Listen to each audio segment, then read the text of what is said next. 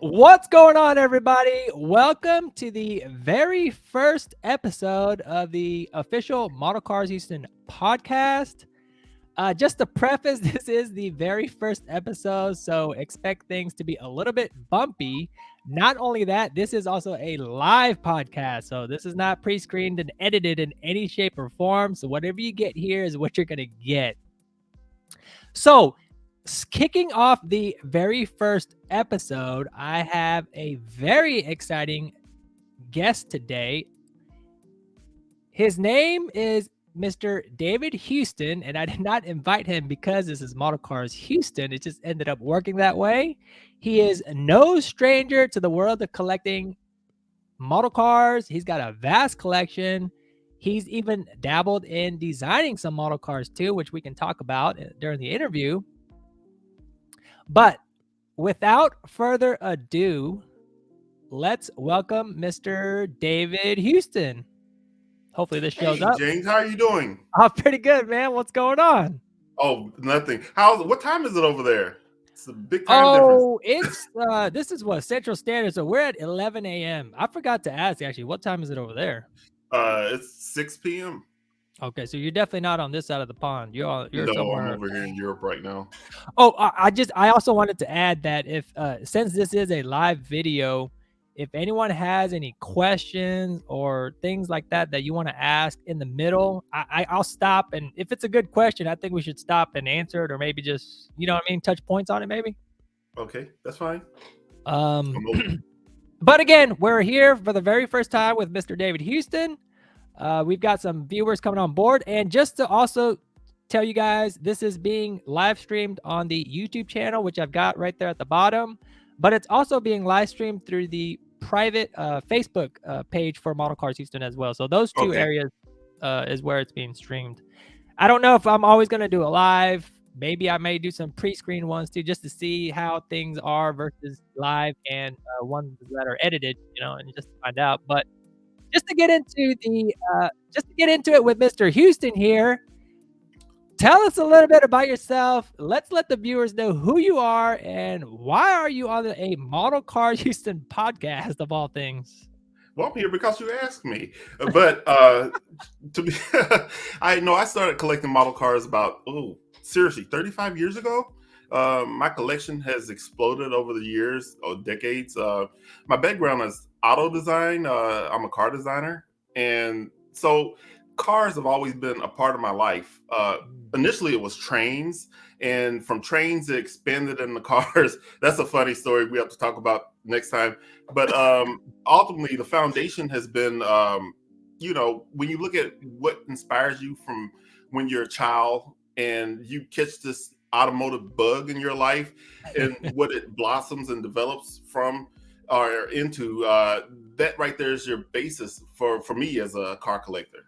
Right. So even even when it comes to aftermarket stuff, that bug bites people real hard too, right? Like aftermarket performance stuff, putting that stuff on your car, man, that bug is. It's almost. It almost drains you as bad as model cars. I feel like sometimes, you got to pick one or the other. Yeah, with this hobby, especially with prices these days, you have to decide, how much skin you want to put in the game. Do you want to spend your money on real cars, tuning cars, model cars? It depends on what your budget is. It all comes down to that. That's funny you mentioned that. Sometimes I get customers that are like, man, you just dropped that pre-order, man, but I got to fix my real car. I'm going to have to hold off on that pre-order, man, or hopefully it's available, after a couple of weeks to be able to get one and fix my car. So that is actually a real life example of people struggling to make that decision sometimes. Yeah, that's always hard too, because sometimes you're worried if you don't buy it now, is it going to sell out? And when it sells out, is it going to be 3 or 4 times more expensive when it's online again? That goes through my head. So those things are always there. You're always weighing, should I do it now? Should I wait? Is it going to be cheaper? Is it going to be a popular item? Or is it, you never know. Yeah. It depends on what your niche is. The FOMO, right? The FOMO. Yeah. Yeah. And I think that's important to know, because for this hobby, you're dealing with, unlike Hot Wheels, where, there's still a collectibles aspect to it. But with this hobby, you're dealing with things that are a lot less in production. You're dealing with things that are limited in quantity.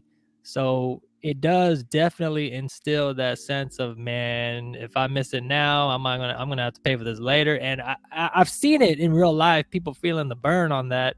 Sometimes Yeah. it's what, double, just depending on what it is, of course. But Well, that's just what you said. When something's limited or rare, that kind of makes the desire a little bit more. You know, you want correct. it in your collection. You Yeah. know, it's not a Hot Wheels. I mean, nothing wrong with Hot Wheels. We all grew up with Hot Wheels or Tamika baseline red box, but you know, it's something special, especially for a collector. You want to have this in your collection so that connects a bond with you and other collectors. Like, hey, well, I have this, well, I have that, and you know, it's something to just have a discussion about, like what we're doing right now. You know? So you say you've been collecting for how long now? Pardon me? How long have you been collecting?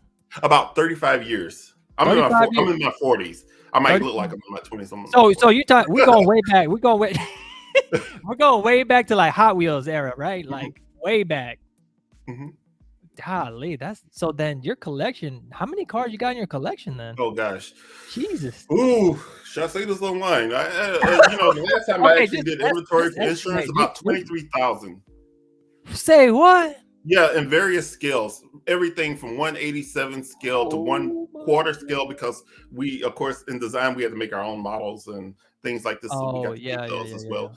You know, 112. I kind of cut back because in recent, I have storage units in Europe, America, and not just in one country in Europe, because it's really spatially, it's getting to be there. It's like I keep thinking, should I sell all my cars and buy like one really exotic car? But I think I'll be so bored because you can only drive your car every once in a while. Then there's tickets you have to worry about because you know you have nice cars, you like to use them. You know.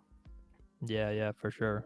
So you have an expansive collection. With an Mhm. expansive collection, you probably have a multitude of brands mixed into Oh God. that too, right? Yes.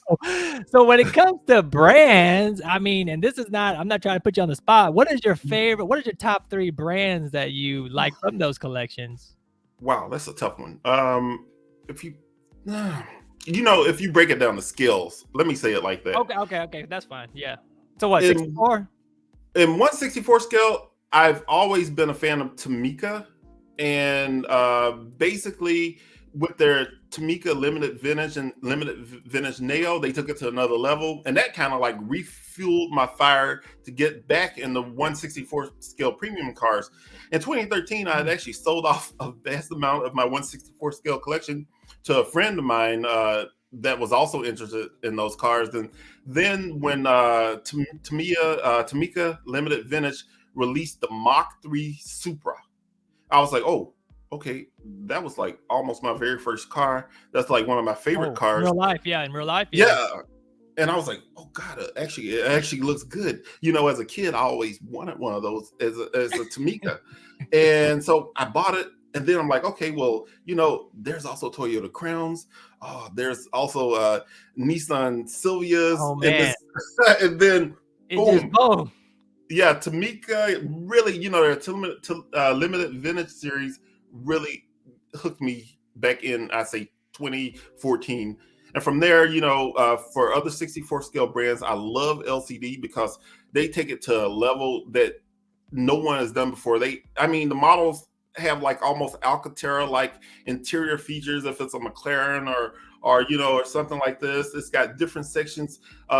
If you have a magnifying glass, you can almost read what's on. I mean, this is 1/64 scale detail. It's insane. You can almost Yeah. see the instrument binnacles. And then Hobby Japan came out recently, and Hobby they at Japan. first, like, you know, Hobby 2 years. Japan, for sure. Yeah, they Yeah. put out some stuff. I would say that maybe depend. I haven't seen an LCD in person yet, Hmm. but I would think that the LCD probably has a lot more detail as opposed to the Hobby Japan.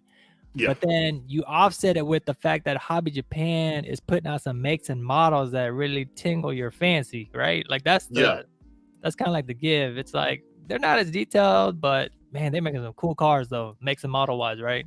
Yeah, this is basically like they're. It's almost like a NO60 or not NO60 ignition model, in scale. On that same line of like niche JDM cars that have not been done, that finally deserve their flowers, their respect, and now they're actually getting that. So I'm like, yeah, okay, I'm all in for that.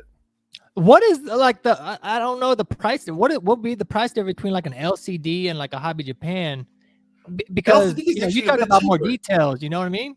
Yeah, but I think because LCD is, I believe it's a Hong Kong-based company in China. Right. I believe they're Hong Kong-based. Their models are actually a lot cheaper. I'd say Really? at least where I source mine, they're about $21. So they're a little bit cheaper than Hobby Japan, but they Mhm. really are offering some amazing detail, quality, ratio. Right now, they're outshining everybody as far as I'm concerned in 164. Okay, with the exception of GCD from China, Hong Kong Uh-huh. as well, GCD puts and out some pretty cool King stuff Fa. though. What's that? GCD does put out some pretty cool stuff too. Oh God, they're like, Like makes and models. You know what I mean? their stuff is like uber detailed. I mean, highly detailed. I think Functions. their wheels turn too, right? Yep. Left to right, swivel, left to right. Yeah. Some of them have like suspension, like the Land Cruisers and things like. You're like, Mhm. whoa. And 164 scale, and of course they That's all make crazy. 118 scale and 43rd. Right. Yeah, for sure. So we're talking Tomica, LCD, Hobby Japan. That's your top three. Yeah, those are my top three for sure. So when it comes to those, I mean, again, a lot of Wait, cars. Auto World. Let me throw Auto World in there. They're Oh, also. Let's give the Americans some credit. Auto World. Yeah. Let me go ahead. I don't want to leave them out. Auto World, yeah, Auto they're World. making Japanese cars though, right? Right now, aren't they Yeah, focusing on a lot of under Japanese their cars? line there, and was it right now? If I look back here, them and Johnny Lightning, they're basically the same We company. got the what is that? To Is that a make Fair cars like Lady? this, stuff that I remember from my childhood that I absolutely loved, that kind of inspired me to even become a car designer. What was So when that? What was that make and model? What was that? Fair Lady or that was was it a RX-7? 1984. That one is this one is a 1984. Let me try to show it. Yeah. Datsun Oh, it's a Nissan Datsun. Yeah. 300ZX. Remember, in Sorry. '84, the car was Datsun and Nissan. In '85, it became Nissan. Yeah. So In Auto America, remember they World, were doing that transition in the '80s between yeah. Datsun and Nissan, and that was the year I remember going to the dealership with my grandfather, trying to convince him to buy one. I'm like, please buy one of those. And I remember Datsun Nissan at the back of the vehicle. So Auto World doing I guess how is their detail compared to some of these overseas brands? I think they're doing a pretty good job. They're not exactly LCD level, but for me, best bang for the buck. They're pretty good. They're not on okay. And I also let me give Mini GT some credit and Glenn and what he's doing. I mean, I guess I can't say I have a top three. I have probably a top 10, but Mini Top 10. GT. Yeah. There's Mini there's GT too many brands to narrow it down to three, maybe. Yeah, exactly, man. I think Exactly. that's the problem. Yeah. Mini GT. Let's give Glenn some credit for that because the work he's doing is absolutely amazing. The prices that he has coming in, absolutely fantastic. And that right there is a good way to get someone into the hobby. It's not going to break your bank. Oh, introductory. Yep, exactly. It's a good way to get people who want something. They collect Hot Wheels. They're like, you know what? I want a little bit more detail and a little more accuracy. Yes. And they can just kind of roll into that and roll with it. I mean, I'm really happy with my Mini GTs. You actually kind of see that in the forums and in groups and things like that on Facebook. People find out about Mini GT and they talk about their background a little bit. And oh yeah, I came from Hot Wheels, but man, I found this brand called Mini GT, and I'm almost about to put my Hot Wheels away. That type of thing. Oh yeah. Don't get me wrong. I've converted a few Hot Wheels collectors, and most of them are keeping their rare stuff. Like their really high end collectibles. They'll keep that, but some of these, some of the ones that are just commons, they're just like, what am I doing?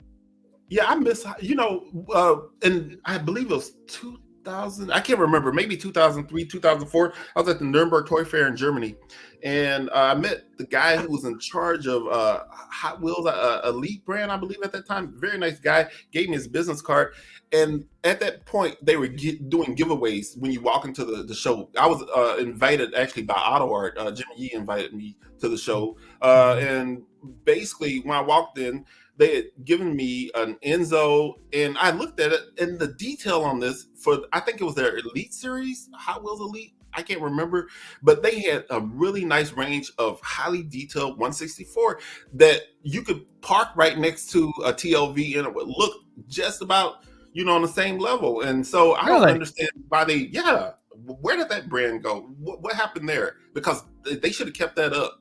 That was really good. Man, that's interesting. Hot Wheels had that. Yeah, 164 scale, exact 164 scale. Yeah, not 3-inch. Not the 60 scale nonsense.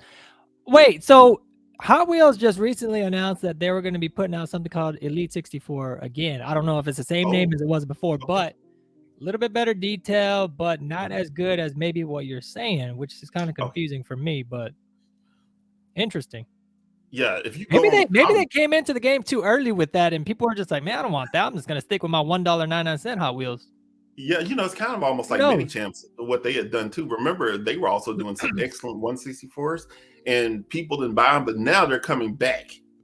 And so when you look, you're like, wow, Mini Champs is coming back, and you're so happy. I believe I have all of their 164 scale stuff, and it's like on Beyonce level at that time, Beyonce 164 scale, that detail. So I was like, wow.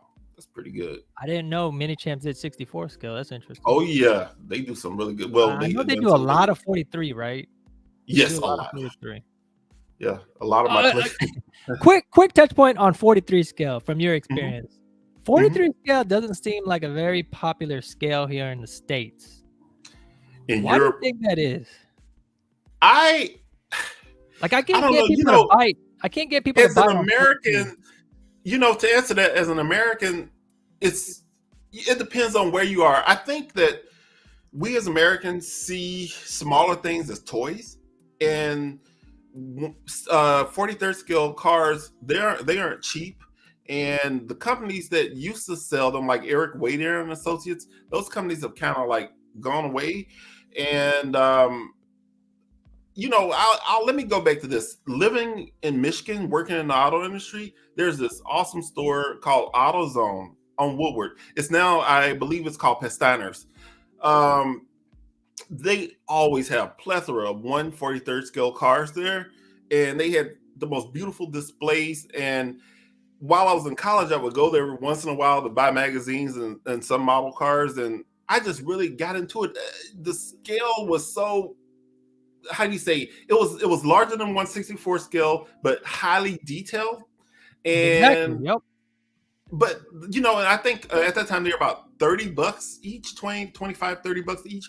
And I think that outside of places like Michigan and really auto-centric cities, people don't relate those things as collectibles. They just see them as toys, and then they see them as expensive toys. And going back to your question, and I think they don't appreciate it.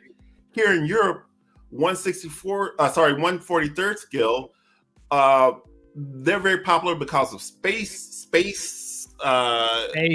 You have room to store these. They don't have as large homes as we have back in the U.S.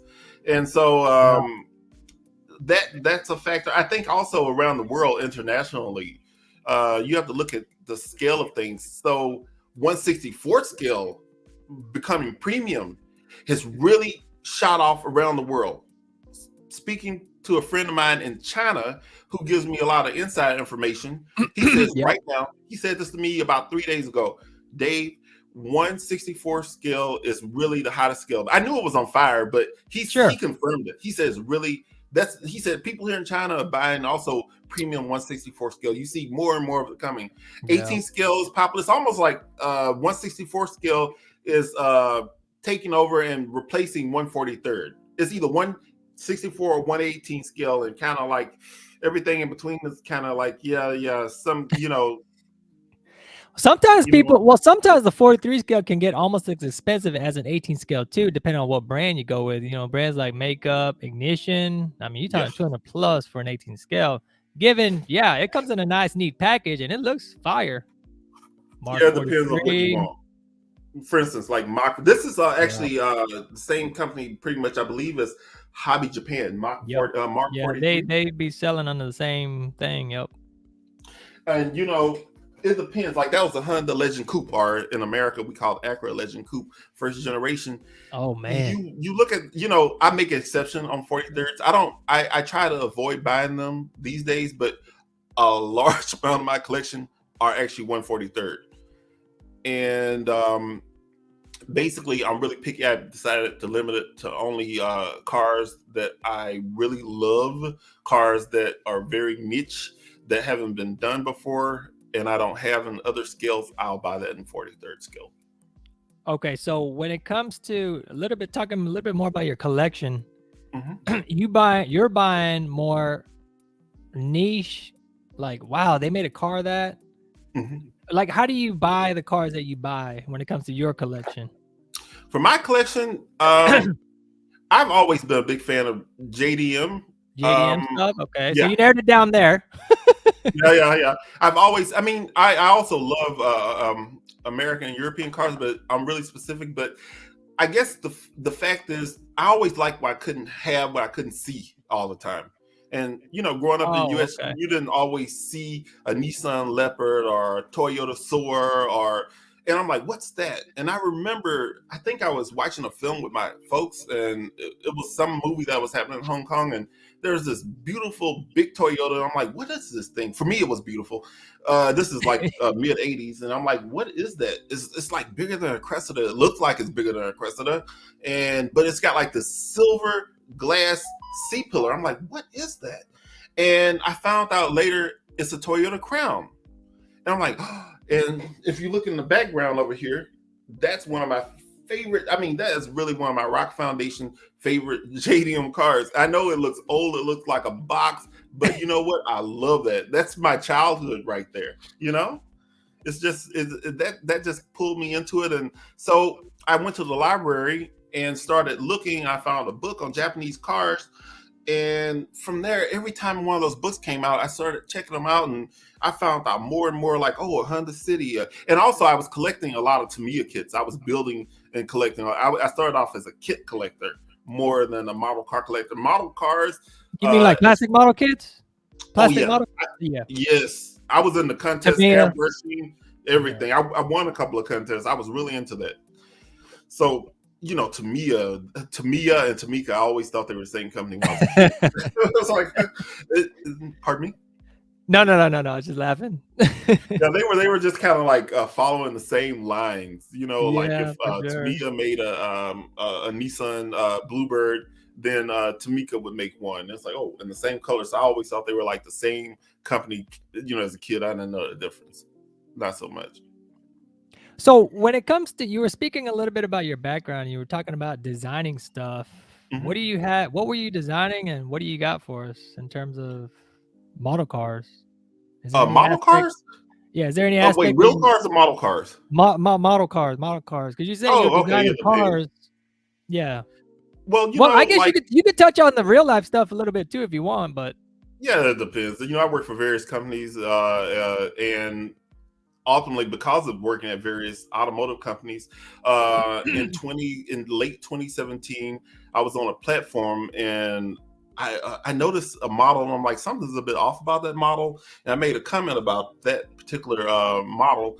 And the guy who actually is one of the owners of the company contacted me, says, hey, because another friend who actually worked for that company said, well, Dave is a car designer, and he actually used to have a Z32 300 ZX Twin Turbo. So, of course, he knows what that car is. So he can immediately spot when something's off.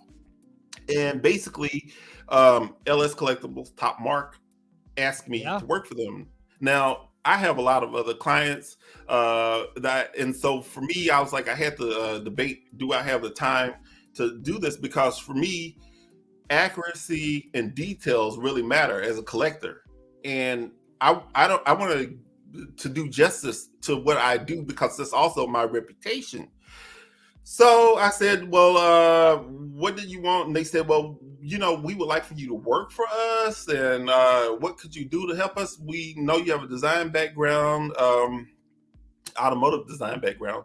Can you please help us figure out, how to get things right, shape wise, accuracy? And so I took on a project manager job for them with regards to developing accuracy. But this is a side job for making sure that their models look as realistic as possible for the projects that I worked on myself. Mhm. Now, there's other managers that had different projects, but as far as I was concerned, I I gave them the stipulation that I will work for them if you will do certain cars that haven't been done before. My list New included, to market stuff. Yeah. yeah, exactly. I have a slight marketing background because of design, so I wanted to make sure there's a lot of stuff that gets overlooked.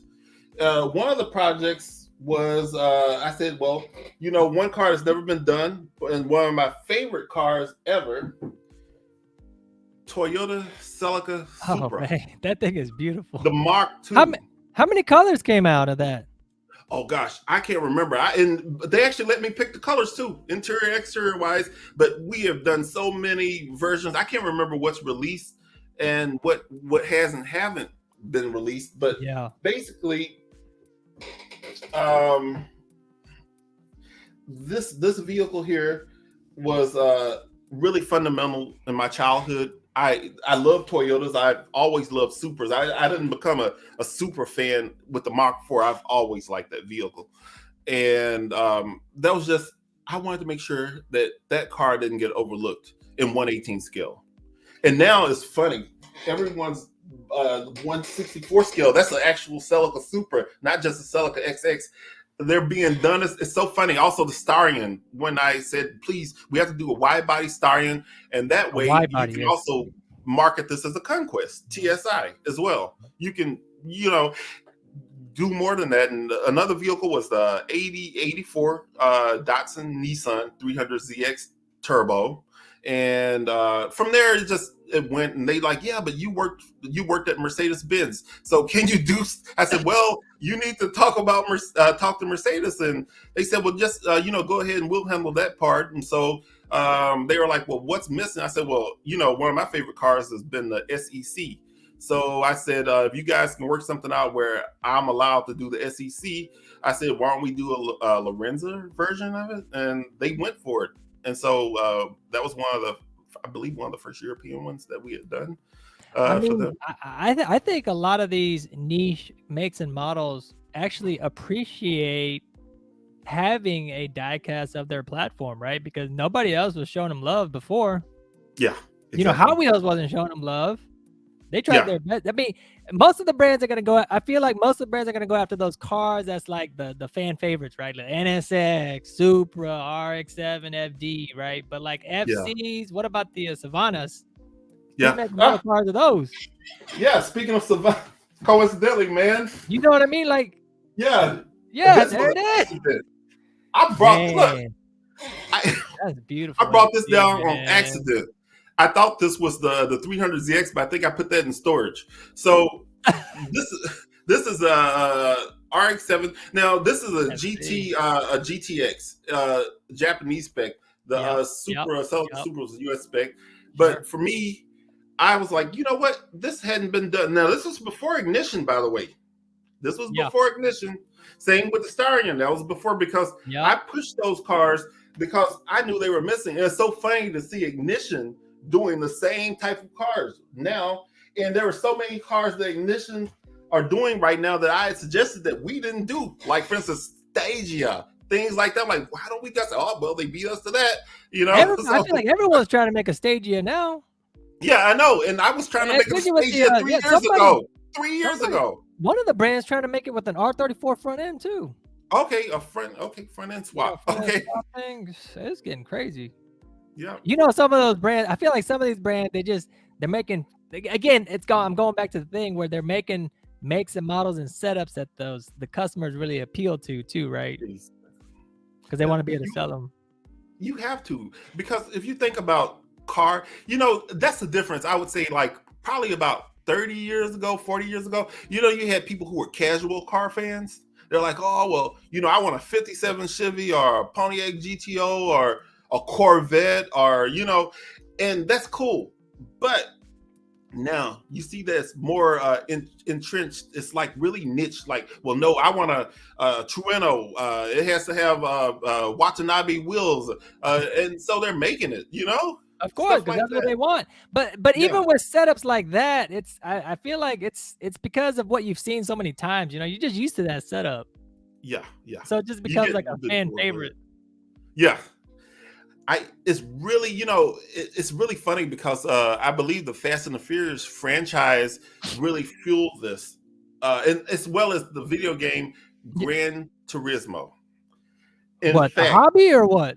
no, yeah, the hobby, because I'm gonna discuss a conversation I had with Jimmy Yee in, I believe, 2002 at the toy fair. He invited me every year until I had moved from Germany. But basically, he was saying at that time, I guess a lot of younger people weren't into the hobby. And I said, well, why don't you link it up with the video game Gran Turismo? And I remember he said Oh, something yeah. about licensing, but then all of a sudden I see that he did get the licensing and he did get it. And I'm like, yeah, I said, JGGT cars, Japan Grand Touring Car Champions stuff. Nobody's done that in 118 scale. Now he did release it, but a lot of the stuff initially was sealed. And then later, a few years later, he did release ones that opened up. But cars like that, I gave some suggestions of cars that it would be interesting to see done. Like Yeah. and it kind of ties back in the Gran Turismo and things like this. This is all stuff that people can say, well, you know what? I want a model of that car because I played that on a video game. Yep. Things like this. Yep. That's how you get people into it. For sure. When it comes, since you know a little bit about the model car building side of things, one of the questions I often get is customers will always be like, "Hey, I've got such and such make and model. Can you make me a model car? Can they make a model of that car?" What would I tell this person without being offensive? Like, I don't want to be, look, man, nobody cares about that car. I don't want to say Oh, that. And that's not the way to look at it either, because it's actually a car that people might like until you make it, until somebody makes it, because nobody knows that a model car, that nobody's making it or nobody's paying attention to it. What can I tell these people? Be like, look, man, it's really tough to make that car, and why would it be? You know what I'm trying to say? Like, I don't know, Nissan well, I Juke. mean, if they want to pay You know, for, if I'm they, just if they, making I, something. I would tell them, if you want to pay for the mold and the licensing, go for it, because then we can it. make it. That's it. Because making, it's all about profit. I found out in about 2005 that it costs about 250,000 per mold to make a 118 scale and a 112. They cost about the same in die cast. To make a resin is a lot cheaper. I just found out about 5 years ago that those are about 15,000 per mold. But the problem is with those, the more you use them, the more they warp. So you kind of have to make a few molds with resins. Yeah. If you ever notice, you'll see some resin brands, the new products look really good, but as the product goes on, they kind of start deforming in shape. And I'm like, that doesn't work. And that's Some of because the newer mold. stuff too, you think? Some of the newer stuff be doing that too? Yeah, I don't want to call out any brands, but I've seen it on some pretty popular, famous brands in particular. And Does some of that my matter favorite, if you put it under the sun, or you know what I mean? Like, do you have to keep it climate controlled maybe? yeah, I keep To everything in climate maximize. controlled storage because I understand what zinc pest is, and I've had a problem. I left some stuff in one state that was too hot for one summer, and stuff got ruined. But with resin, I'm not sure, because I think that it's been on the market for a while, but it's still relatively new in the vast quantities that's out now. You know, so with diecast, you have to keep it away from the sun. You need to keep it in a climate controlled environment. You need to have salt packs near the product to keep dampness away. With resin, I'm not really sure because it's what a form of chemical plastic. So. Correct. I'm not really sure what happens with that over time. But I would assume that if you leave it out too much, it might warp in the sun. So you probably don't want to keep it in direct sunlight as well. I have no clue, to be really. I guess, with a hobby like this that's up and coming, we are all testing it right now. Yeah, yeah, maybe exactly. either now or a year from now, if anything's going down that's wrong, we're gonna notice it. Be like, man, what is going on with this resin? Yeah. But so far, knock on wood, everything's been good. Yeah. Some of the stuff I keep in cases, some of the stuff I just keep it unboxed and put it on the shelf just to see what it would do. Like I've got some test pieces running right now. I even did a video on a 64 scale resin from Ignition. Oh, I left it out in the sun, Texas heat, the whole day, 24 hours, night and day. Nothing happened. oh wow. And Like the humidity down where you are as well. the heat. I mean, I'm talking about all that was hitting it. Nothing happened. I was actually surprised. Okay. Maybe So we maybe got lucky resin on is the that way to one. go. Maybe I don't know. I don't know, man. I was actually surprised. I thought maybe things will start warping. The window would start caving in. The glue Oh would yeah. start coming undone. You know what I mean? How they put the glue around the windows. None of that. I was like, holy cow. Maybe they You figured it hit out. on I don't know. Yeah, right. You hit on something right there. The windows. I hear more complaints about that than anything else. People Yeah. are like, oh, but why does it have flimsy Yeah. window? And that right there is kind of like a pet peeve for me too with resins. I'm like, I guess because resins actually do expand and contract. If you put plastic windows in there, then things can crack or Yeah. become loose. Yeah. And I didn't know that. I learned that from LS. They told me that. They explained that to me. I'm like, oh, okay, I didn't know that. Oh, That was yeah. something new I found out. And then the window starts lifting up, right? Like the Yeah, glue comes undone and starts lifting up. I mean, you could still fix that. That's fixable. You could work with that's that. annoying, Yeah. especially if you pay a lot of money for something and then you have to fix it. And yeah, there's some really nice premium brands that make models, and you're like, that thing costs 600 euros or 600 bucks, and the window's lifting off of it, and you're like, And for I something like a know. Ferrari or a Lamborghini, it looks really bad when you see, Man, something that organic that's lifting. funny you mentioned that, man. One of the things that I tried to instill into the collectors, whether they're new, especially the new, my bad, especially the new, is like, look, yes, I understand you paid $300 for that model, but look, stuff is gonna happen. This is not Mhm. like a perfect world where the spoiler's gonna stay in place when they ship, or the window doesn't start coming up, or a window falls, or a wheel falls off. Exactly. It's gonna happen to somebody. Somebody's gonna Yeah. get their card pulled, right? Yes. 100 people buys it, 98 are gonna be no issue. But the 2 people, unfortunately, one of them was you. And these are just some of the things that we have to handle as collectors. Either fix it, talk to the people you bought it from, whatever, and get it resolved for sure. Yeah. It's just the reality, right? It's just the reality of collecting. It is. It's always going to happen because, there's always odds with regards to things like that. But, that's where good customer service comes in. For sure. If you have excellent customer That's the service, part. Yep. that's all you have to do. Like, look, I have a problem. Can you please help me fix it? And go from there instead of, having a tantrum over I it. mean, 9 times out of 10, these are all hand built, right? Like most of these Yeah, models are most of hand the built, time. like assembly With line hand resins, built. mhm, So people those are are putting mostly it hand together built. by hand. I mean, if that one person didn't put enough glue on there, then that one model Yeah. is gonna be. I mean, it might Yeah. make it through QC because it had just enough. Yeah. Once you put it in the box and see some heat, it comes to the US, it'll come undone. It's like, God dang it, Like, that's what one is of those. this? How did that happen? Exactly. Exactly. Yeah. And then you have to pray and hope that the package people aren't playing Oh, gorilla today and throwing things oh across. my God. Those are like uncontrollable, right? Like you can't do Yeah, anything but about see, it. again, that's where it comes to good customer service. If you Yeah. pack everything well, it's like the whole egg and rubber band experiment in grade school that we had in middle school, where you had to make sure the egg didn't get broke.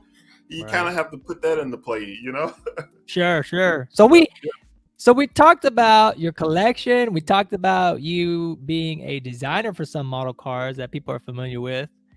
Mhm. Now, I've seen you do a lot of, I guess, maybe like reviews and stuff on forums. What's this forum or message board that you're active on? What is this all about? Well, I'm a moderator on Diecast Exchange, Okay. and How long they been basically, around? oh gosh, I joined them in 2013. I'll say it like that. Okay. I believe 2013 and 2012, and I've been a moderator, I think, since 2015. I believe Oh, wow. 2015. You've been there for a while. They asked me one year, they said, okay, you always have a good connection with people. So Yeah. would you please take the time to do this with us? And so I was like, sure. It's my hobby. It's a passion of mine. I don't mind doing it when I have time. Yeah. So I moderate, but I don't know. I don't actually know how many years they've been around. I started with scale18.com back in 1997 or 98. I can't remember. It was like, I remember when I first got a home computer. It was at That was time. like a forum too? Yeah, scale18.com. Scale18.com. Yep. And that was like where I met a lot of my friends. In fact, I met quite a few people in real life from that forum, and some guys who wanted to be car designers connected with me there when they were kids, and then they ended up meeting me later in real life. And when I was in Germany, and basically I kind of guided them, and now they're actual car designers. So it's just things like that. The hobby brings a lot of people together. For sure. It really does. So on Diecast Exchange, are you doing car reviews and stuff on there? Besides moderating, like what do you do on there? Like actively? I usually, for instance, if I get something and it's interesting enough for me, and if I have enough time, I have a plethora of models. I'd say at least 60 that I need to actually edit, because I want my images to look. I want my images to look good. It's all about me. I put my my watermark on there, so I definitely want my images to look good. So I have a backlog right now, but I will try to do an in-depth review of what the model has to offer. The quality, but also I try to write something in about the actual car itself. So why I bought it, what it means to me, because I try to buy cars that mean something to me. My collection is from the heart. And you mean you're collecting on passion and not because you're gonna scout people? No, not there. Not because the value is gonna go up. Some people collect like that, and man, I'm just like, no, that's not the right way to collect anything, right? Yeah, you see a lot of people say that. Do you think it's gonna go up? And even on that site and that platform, people are like, how much? It's unfortunate that like stuff that I bought for like $59 way back in 2003 is now worth $1,000. But you have to keep things in good condition, and the package and everything has to be right. It's fortunate. And sometimes if I get bored, I will sell something at what market value is now, to fund other projects. But when it goes back to what you're doing, as far as what is your passion and your motivation, for me, it comes back to what I feel. And ironically, I was working in Detroit or in Dearborn. I was contracted to work for Ford, and they had me in their advanced design, and then they put me in Lincoln. And basically, I was a person who was in the cars initially from the 70s upwards. And after working with a modeler who became a really good friend of mine, a clay modeler, and going to his house. Now, he has a vast collection. Oh, God, he probably has more than me. But after going to his place and seeing the amazing stuff he had from the 60s, prototype models and stuff like this, I started and also living in Michigan at that time, you really start noticing classic cars. And I just started getting this passion for Americana and Motown. And I started just expanding my, at that time there weren't a bunch of JDM anyway. So I just started expanding out to, Ford Fairlanes, Chevrolet Impalas, just different types of cars that I probably would have looked at, but probably wouldn't have purchased. I understood what they meant. It's something started to register with me, and that passion. You also have to do this, especially if you're designing. You have to really get into what you're doing, because you want to make sure that you're doing the best you can to satisfy someone who's going to be looking at buying this thing potentially, or also to sell it to your managers, so that your design might win, so that you can have something picked, or even if it's a door handle or a hubcap or the whole car. It's always something there that has to bring you back to a passion about it. You want to do the best you can with everything. Oh, absolutely. Yeah, I think a lot of those details is what sometimes when it comes to this level of collecting, leaving, me leaving Hot Wheels now, looking for the better, bigger things when it comes to collecting. I mean, I still want to collect something, and so here I am. If this didn't even exist, none of us would be doing it. We might still be collecting Hot Wheels, right? Who knows? But you know what? I want to give Hot Wheels some credit, because I find that a lot of us are quite dismissive about Hot Wheels. And, if you look at the whole story of Mattel and how Hot Wheels came about, it's especially with us being American, it's fundamentally part of our culture. And I just want to make sure that when I look at Hot Wheels, I don't want to, and Hot Wheels collectors, I don't want to say, oh, they're Hot Wheels collectors, because I'm a Hot Wheels collector. I have a huge collection of Hot Wheels and Matchbox as well. But so that's part of that 25,000. That's part of that. Yeah. I mean, I have models from I'm not at 25 yet, but as far as getting to the point of where I started from, I want to give them credit. I started with Hot Wheels. I started with Tamika, like baseline, and I started with Matchbox and Corgi as well. Corgi. So if it weren't for them, then all these other guys coming along, or these companies today, they wouldn't even be here, because they set like, the base from there, and it just only went up from that point. Foundation, yeah. Yep, that was their foundation. No, most definitely, for sure. Respect out to Hot Wheels. Yep. Totally respect for them. But yeah, I understand. I just would like to see more. I would like to see the Elite 64 scale back, because I really loved that series that they had. I mean, in fact, I think I have one of the Baja trucks, one of the Toyotas, but I forgot to bring it out from them. And I'm like, wow, this thing looks good. I mean, it's detailed. And I'm just like, they hire the best people as well. Hot Wheels has to know that this stuff exists. I mean, they're not oblivious to what's going on with, like, 64 Hobby Japan and things like that. Maybe because they're just so busy with the stuff that they've been doing. It's like, man, we don't have time. We'd have to create another department. You know what I mean? Like, we'd have to create another brand name under the umbrella just to have stuff at this caliber of level. And we have to have a market and compete with these other guys that have been doing it for a while. What can we bring to the table that's going to be good? I mean, we got the name. Everybody knows us. I'm sure there's some people in that company that has some passion to do that. It just depends. It's like Tamika. I always put like Hot Wheels and Tamika kind of on the same level. It's like, the other day we were discussing about Tamika, charging the amounts they charge compared to Hobby Japan, but yet Tamika expects us to stick mirrors on and spoilers on and things like this. And I'm like, it's kind of annoying at exact 1/64 scale, because even though I have an art background, you really need a microscope sometimes, and you really need to be precise. So just think about the average Joe that doesn't, or the average Jane that's collecting these items, and they have to try to figure out where to glue something, and there's no pin point to put. You're like, huh? Those mirrors are not going on. Yeah, they're not going on. They're staying in the package. Yeah, exactly. I do that. I glue mine on, but then if they fall off, you're like, oh crap, there's one missing, and then there's one. So should I take it off, or just buy another spare car and leave? All this stuff goes to your head. I've done that, with the Ferrari stuff, because I want to make sure that.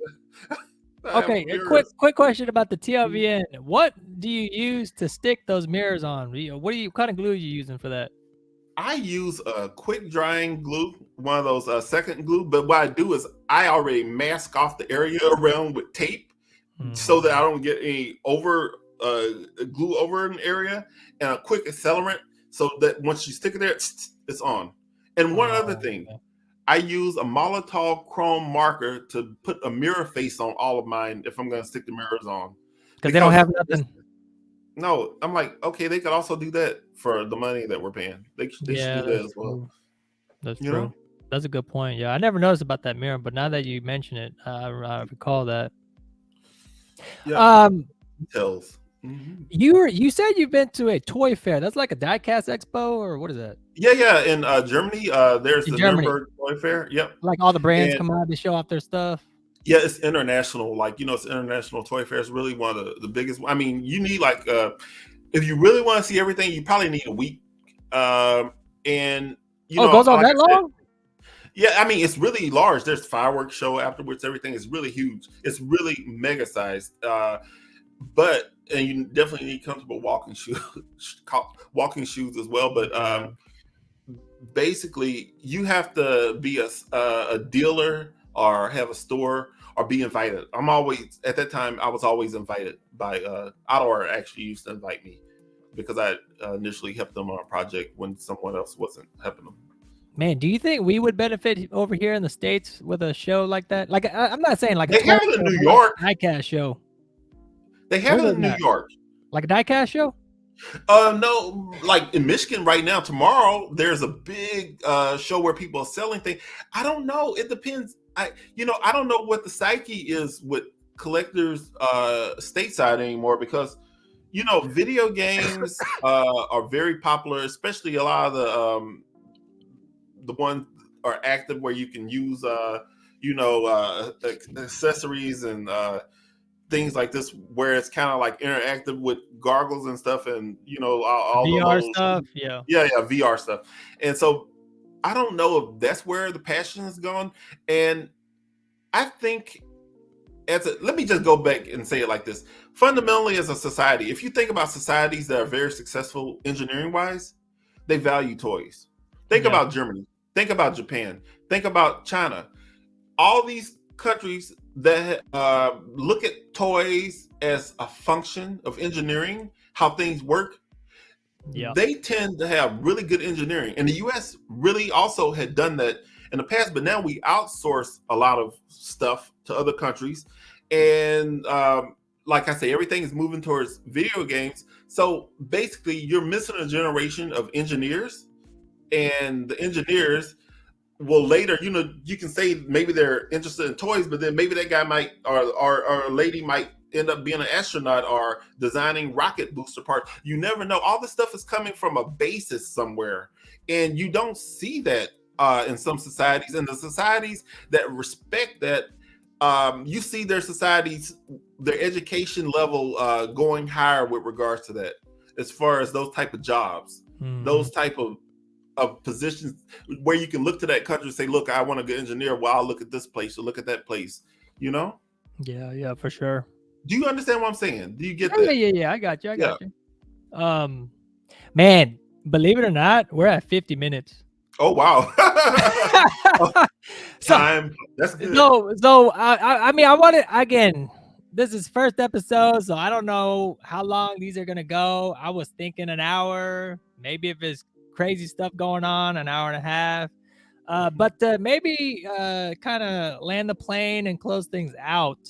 Okay. What do you think about this T-Pain debacle? Have you seen? Oh, you mean the rap on his car? The rap on his car and stuff like that. What do you think about man. that?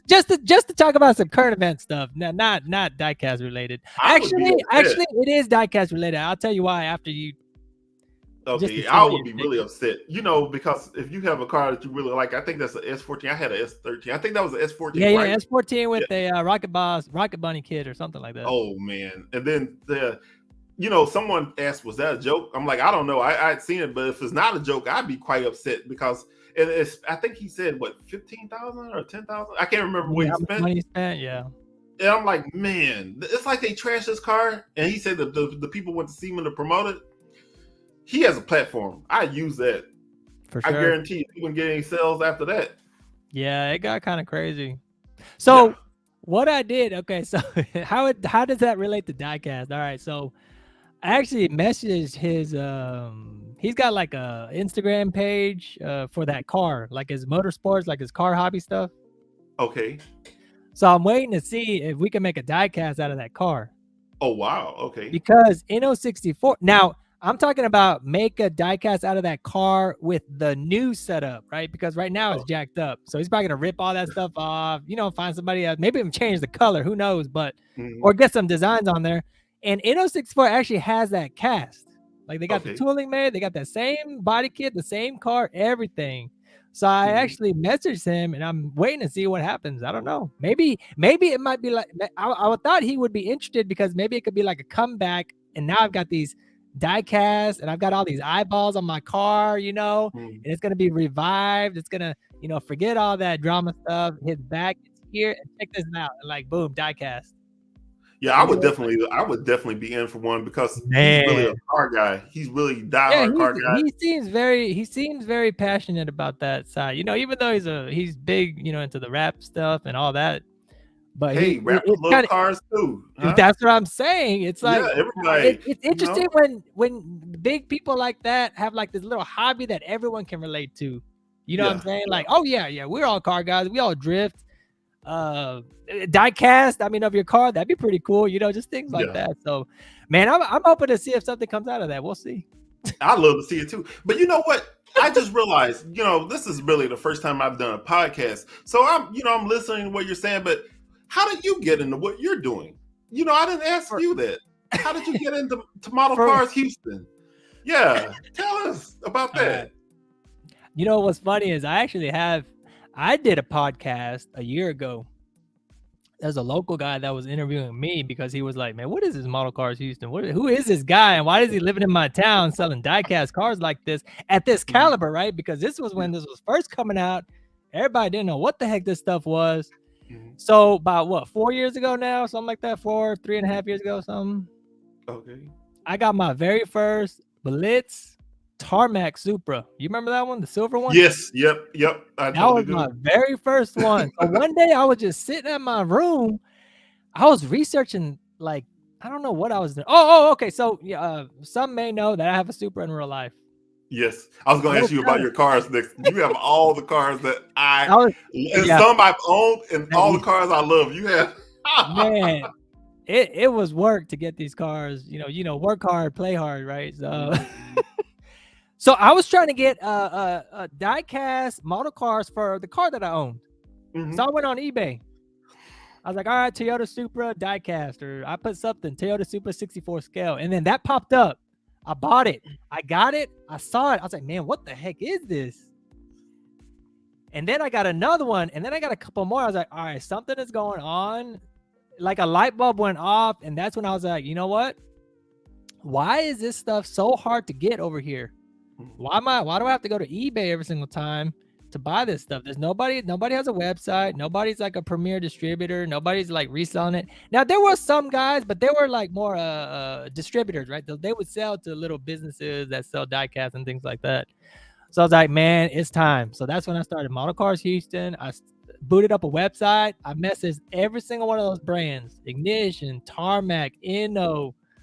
Who else was out there? TLVN.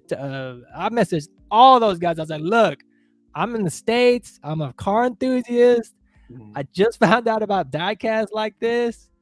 Let's work something out. And then that's when it happened. It was literally like a back garage built business. You know what I mean? Like how things start from there. It was literally like that. And so that's when like just things exploded. And I went knee deep, like neck deep. I went neck deep into it. And then I started collecting from my own stuff too, which, I've got my own car. So I don't know how. I was actually going to do a future video on this, like, the different types of collectors. Why do people collect what they collect? So, you've shared your example. My example is I only collect based on the cars that I own. Oh, okay. So that's like that's my threshold. I mean, it's real tough, David. Don't get me wrong. When Ignition dropping some R34s, 18 scale. You definitely should buy R34 next, right? You have to pay it 1-to-1. I do have I don't have any right-hand drive cars. I don't. Okay. I'm in the mindset of if a left-hand drive version exists, then I'm gonna buy a left-hand drive version of the car. Okay. That's just the way I thought. R34, not left-hand drive. However, if I become it, millionaires and billionaires would buy like Paganis and things like that, right? What I would do, get an R34, convert to left-hand drive, and then drive it over here. That's what I would do. Actually, a friend of mine had done that here. He has it's a thing. It's a real life thing for sure. Yeah, I was looking at the car when he was doing it. I'm like, whoa, okay. So someone here in Europe had bought an R34. And in fact, there's a model of his car, John Marie de Rover, a Belgium GTR store. He was converting R34 GTR BNCR R34 into a left-hand drive for, I think, a client in Germany, I believe. Someone in Germany. It's a company overseas somewhere over there for sure. I forget where, Dubai maybe or something like that. Anyway, something crazy like that. But yeah, there is a company that does it out there. It's a pretty penny though. You wouldn't leave it stock. I know it's annoying if you go to drive-ins, but drive-throughs, but you wouldn't leave it stock. It's Oh not. man, I don't know, man. I'm That's just kind of like maybe I don't know. I did put up on my Facebook feed that I might be interested in an ER34. okay, all right. Yeah, you know what's crazy? Man, the prices of ER30. It's funny. Everything is all is all going back to the 25-year rule Yeah, with the U.S. yeah. Everything was pretty cheap a few years ago, but now I every know, time man. something becomes available for I know. the U.S. market, boom! Because R33s were really cheap here. In fact, I almost bought a purple one from a friend of mine who was selling his, and I R33? regret.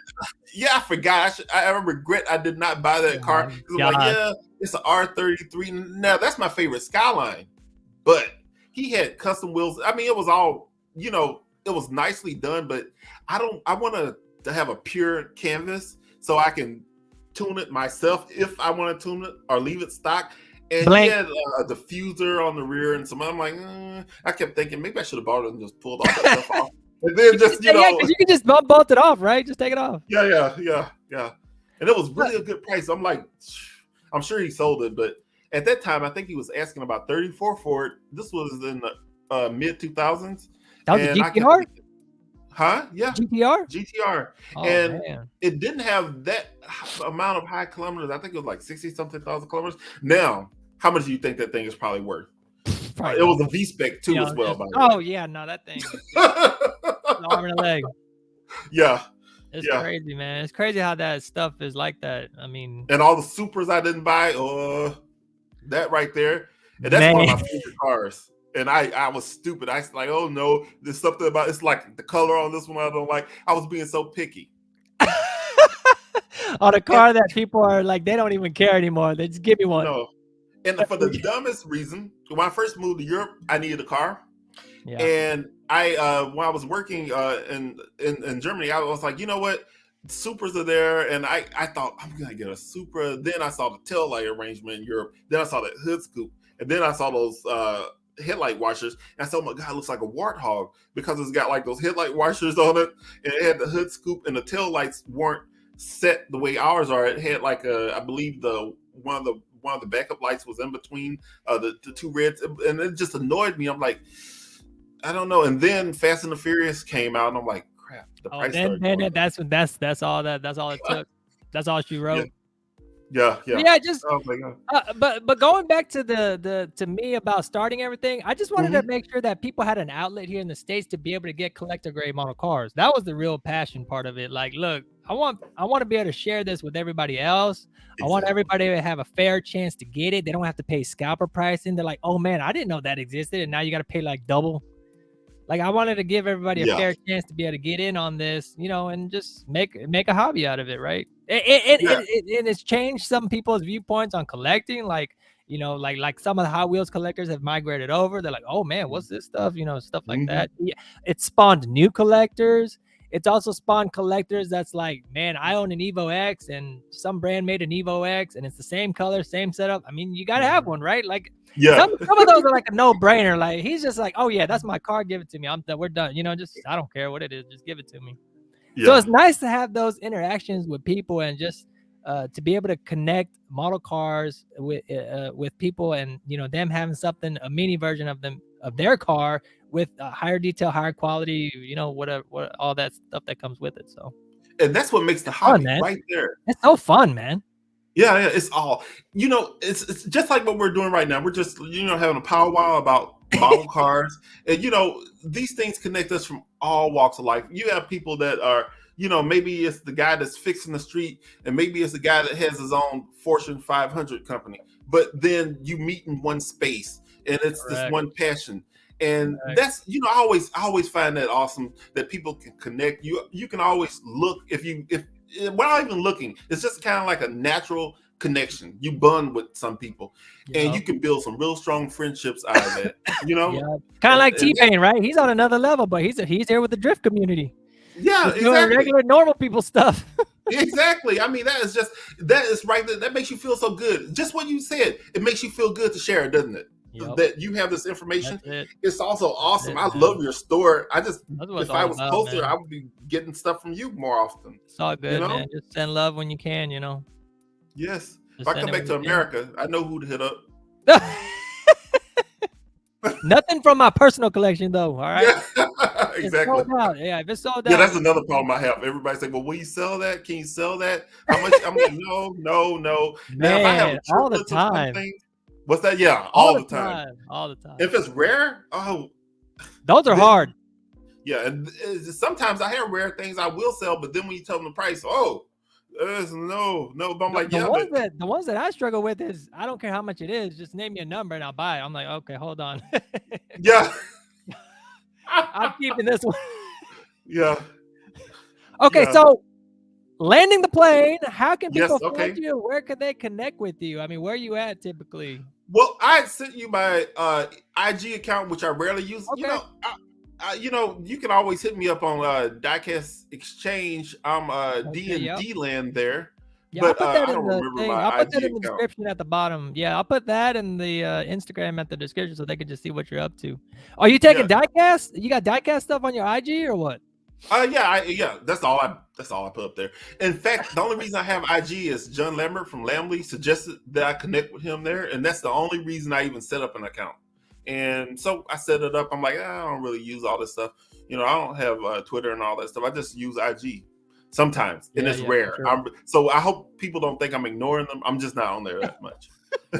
No, for sure. It's all good. All good. Well, David, pleasure, man. Thank you for coming on this very first episode, brother.